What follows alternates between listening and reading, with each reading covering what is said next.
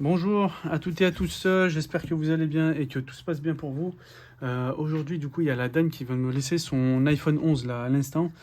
Du coup, elle l'a fait tomber. Bon, apparemment, il a fait une grosse chute, je sais pas comment.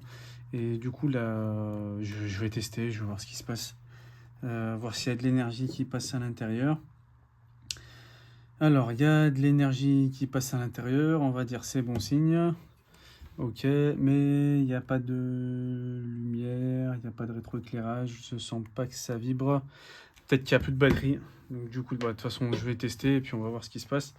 Je vais le faire dans l'optimisme, c'est-à-dire je vais tout de suite monter l'écran et puis tout de suite voir ce qui se passe. Normalement, il faudrait juste que je branche l'écran et puis que je teste, enfin que je fasse le diagnostic pour vérifier si, bah, au moins, enfin que je branche l'écran et qu'après bah, que je teste pour vérifier s'il se rallume ou pas. Allez, c'est parti. Son châssis, bon, il est pas cabossé. Non, bon, ça, il a un peu cabossé son châssis. Sa vitre arrière, ça va, elle n'est pas cassée.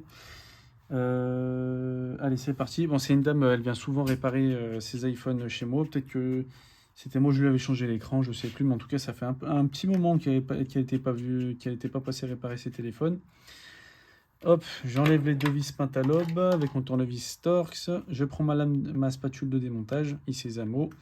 Je fais levier sur le contour de l'iPhone. Hop, tac, tac, tac, tac, tac, tac, tac. Voilà.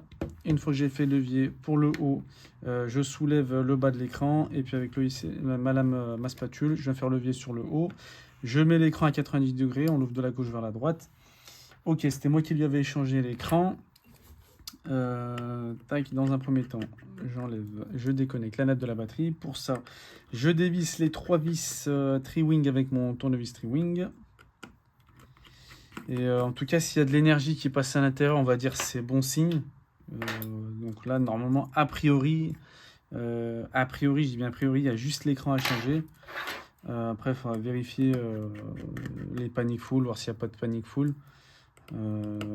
S'il ne redémarre pas toutes les 3 minutes, vérifier si tout est bon, caméra avant, caméra arrière, luminosité, le Wi-Fi, le réseau, GPS, on va faire un test général, vérifier si tout est bon.